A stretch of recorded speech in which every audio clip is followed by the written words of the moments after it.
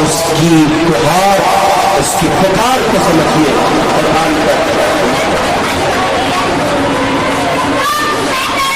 قرآن آپ سے کیا کہتا ہے اس کو سمجھیے۔ اس کے لیے ضروری ہے اکابر علماء، بزرگان دین، اہل اللہ، آپ کی مسجد کے امام محترم، آپ کے مدرسے کے علماء اور وہ معتبر علماء جن سے آپ کا ربط ہے، تعلق ہے، کسی درجے میں آپ کو ان سے مناسبت ہے، انسیت ہے، بلڈ گروپ میچ کرتا ہے، اہل حق علماء کی سرپرستی میں قرآن کی تفاسیر پڑھیے، پڑھیے قرآن آپ سے کیا کہتا ہے۔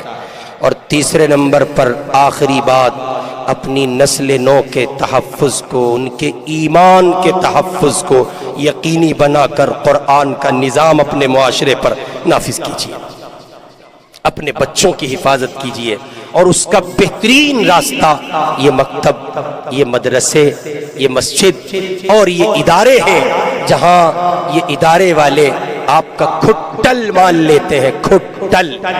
میں جان بوجھ کر یہ جملہ عرض کر رہا ہوں، مدرسوں میں ان بچوں کو بھیجا جاتا رہا اب تک، اب آ کر کچھ گراف پڑ گیا ہے اور ذرا رخ نے کروٹ بدلی ہے، کچھ اچھی سمجھ، صلاحیت اور اچھے ذہن کے مائنڈڈ بچے اب مدرسوں کو دیے جانے لگے، ورنہ جو جتنا سڑا ہوتا تھا وہ مدرسے اور مکتب کے حوالے ہوتا۔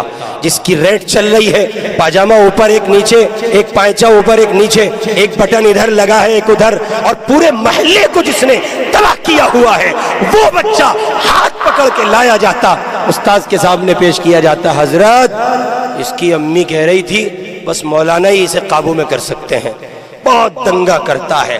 جو سب سے زیادہ کھٹن تھا، سب سے زیادہ شریر تھا، وہ آپ نے قرآن پڑھنے بھیجا۔ قربان جائیے، صدقے جائیے، دعائیں دیجیے، نثار ہو جائیے ان دیوانوں پر۔ آپ کا کھٹل مان لیا، آپ کا رانگ لیا اور اس کو سونا بنا کر کہیں حافظ دے دیا، کہیں قاری دے دیا، کہیں عالم دے دیا اور کہیں مفتی دے دیا۔ وقت کا آپ کو دیا، وقت کا مقرر آپ کو دیا، وقت کا محدث آپ کو دیا۔ یہ مسجدوں کے امام اور یہ منبروں کے خطیب اور یہ مسندوں کے محدث و مفسر اور یہ علماء، یہ صلحاء، ان اداروں کی برکت ہے۔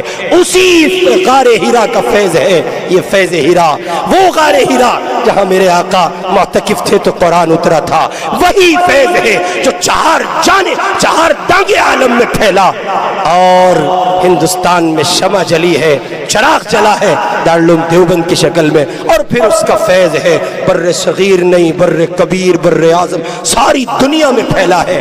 اور وہ مجھ تک اور آپ تک بھی اس کی کہیے کہ کچھ نہ کچھ روشنی، اس کی کرنیں مجھ تک اور آپ تک پہنچی تو یہ فیض ہیرا وجود میں آیا۔ آپ اپنے آپ کو اس ادارے سے وابستہ کیجئے، قرآن پڑھیے، اس کے معنی اور مفاہیم کو جانیے، نظام کو نافذ کیجئے اور اپنی نسل نو کا تحفظ، ان کے ایمان کا تحفظ یقینی بنائیے۔ ابھی چند سال قبل ہمارے ایک بڑے رہنما عالی جناب رجب طیب اردغان صاحب، اللہ ان کو سلامت رکھے اور ان کو مستحکم قوت کے ساتھ اس زمین پر تادیر قائم و دائم رکھے، انہوں نے اپنے یہاں ترکی میں یہ اعلان کیا کہ جو بچے اسکول کے، کالج کے، یونیورسٹی کے ساتھ قرآن کا حفظ کریں گے ان کو ترکی گورنمنٹ عمرے کے سفر پر روانہ کرے گی اپنے خرچ کے ساتھ۔ ایک بڑی تعداد نے قرآن حفظ کیا۔ جب ان سے یہ پوچھا گیا انہوں نے یہ پرستاؤ، یہ پروسیجر اور یہ نظام عمل کیوں شروع کیا، تو انہوں نے ایک بڑا تاریخی جملہ کہا۔ انہوں نے کہا میں آنے والا کل دیکھ رہا ہوں جب دجال کے فتنے ہر چہار جانب سے اہل ایمان کو اپنے حصار میں لے لیں گے، اس وقت ان بچوں کے سینے میں قرآن ہوگا، اس کا نتیجہ یہ ہوگا یہ بچے جان تو دے دیں گے، محمد پر لایا ہوا ایمان نہیں دیں گے۔ اپنی نسل نو کے ایمان کے تحفظ کو یقینی بنائیے، گناہوں کا خاتمہ کیجئے، سویرے سونے کی عادت ڈالیے، خدا کی ترتیب سے پیر نہ کیجئے، جنگ نہ کیجئے۔ جو قوم خدا کی ترتیب سے لڑتی ہیں وہ زمین پر سلامتی کے ساتھ نہیں رہتی۔ رات سونے کے لیے ہے، رات آرام کے لیے ہے، دن کام کے لیے ہے۔ اس نظام کو اسی نظام کے ساتھ باقی رکھیے ورنہ آپ نہیں رہیں گے۔ کہا تھا کسی کہنے والے نے اقبال نے کہا تھا وہ معزز تھے زمانے میں مسلمان ہو کر، اور تم خار ہوئے تاریک قرآن ہو کر۔ اقبال بہت کچھ کہہ گئے ہیں اپنی اس بات میں۔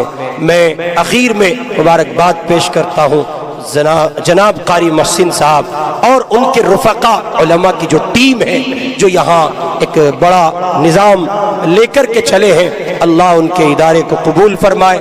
آپ ان سے وابستہ ہوں، ان سے جڑیں، اپنے بچوں کو ان کے حوالے کریں اور اپنی ملا کالونی کو ملا کالونی بنانے کی کوشش کریں۔ وآخر دعوانا ان الحمد للہ رب العالمین۔